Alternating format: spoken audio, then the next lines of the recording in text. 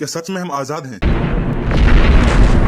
क्या सच में मेरा देश आजाद है? आज है 15 अगस्त। पूरा भारत फिर से आजादी का जश्न मनाएगा। ये 2025 में हमारा 79वां स्वतंत्रता दिवस है। पर क्या हम वाकई आजाद हैं? क्या हम सिर्फ रस्म अदा कर रहे हैं या हमने असली आजादी पाई है? रियलिटी चेक करें तो आज की ग्राउंड रियलिटी पर नजर डालिए तो कुछ कड़वे सच सामने आते हैं। सबसे पहला, महंगाई का सन्नाटा। सरकारी आंकड़ों के हिसाब से 2025 के जून में महंगाई 2.1% से लेकर 2.82% पर आ गई है। देखने में यह कम है, लेकिन आम आदमी के लिए राशन, स्कूल फीस, बिजली का बिल सब कुछ महंगा लगता है। क्या ये असली आजादी की निशानी है? जब कर्ज दिन ब दिन बढ़ रहा है, क्या ये आजादी है? क्या हम इसको आजादी कहें? दूसरा, मुस्लिम समुदाय की हालत और बुलडोजर का जस्टिस। अखबार और मीडिया रोज एक नई कहानी सुनाते हैं। बुलडोजर की नाइंसाफी, मुस्लिम बस्तियों पर कभी लीगल एक्शन के नाम पर तो कभी कम्युनल वायलेंस के बाद बुलडोजर चल जाते हैं।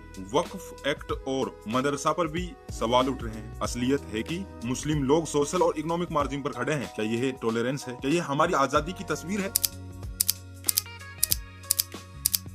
अमीर गरीब और राजनीति का पाखंड। देश में भारतीय जनता पार्टी अपने ट्रांसफॉर्मिंग इंडिया एजेंडा को आगे बढ़ा रही है, लेकिन राजनीति का खेल कभी एथिकल गवर्नेंस, कभी ब्लैक मनी पर रोक, कभी पीपीई पार्टनरशिप के प्रोमिस पर अटका रहता है।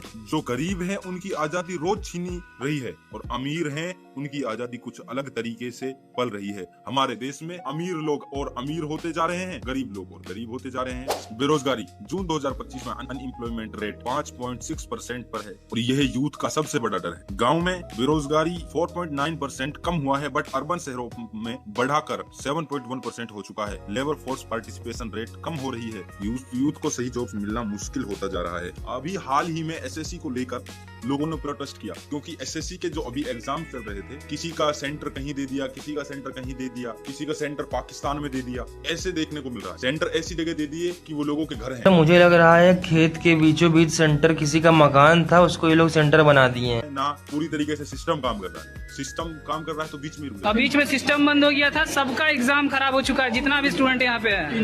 यही आजादी है। क्राइम एंड सेफ्टी, देश में बीमारी नहीं तो क्राइम है। क्राइम रेट की बात करें तो दिल्ली और उत्तर प्रदेश सबसे आगे हैं। रेप केसेस, मर्डर, किडनैपिंग सब कुछ बढ़ रहा है। इन सब को देखते हुए मैं कैसे कह दूं कि मैं आजाद। 2025 में कंट्री एवरेज वायलेंट क्राइम 30.2 पर लाख पॉपुलेशन है और ड्रग्स ट्रैफिकिंग, रॉबरी भी बढ़ रहा है। क्या इन केसेस को देखते हुए मैं कह दूं कि मैं आजाद हूं? तो रुपये और डॉलर को जब मैं देखूं तो आम आदमी को महसूस होता है कि रुपया गिरता जा रहा है। 13 अगस्त 2015 को $1 87.46 के बराबर है। पिछले एक साल में हमारे भारत का रुपया 4% से ज्यादा गिरा है। यूएसडी या आईएनआर एक्सचेंज रेट अगस्त 2025 में ऑल टाइम हाई जो रहा है वो रहा है $88.11। दोस्तों, जब आप ये डाटा और न्यूज देखें तो सच तो यही है कि हम आजादी महसूस करना चाहते हैं, पर असली आजादी तब होगी जब हर आम आदमी को ये सब मुद्दे उनकी जिंदगी में सुधार के रूप में दिखाई देंगे। अंग्रेजों के जमाने में पैसा लूटने की बातें होती थी, आज भी गरीब का पैसा लूटने वाले हैं। ऐसी ही इंफॉर्मेटिव वीडियो देखने के लिए चैनल को सब्सक्राइब करें। मिलते हैं नेक्स्ट वीडियो में, तब तक के लिए अस्सलाम वालेकुम।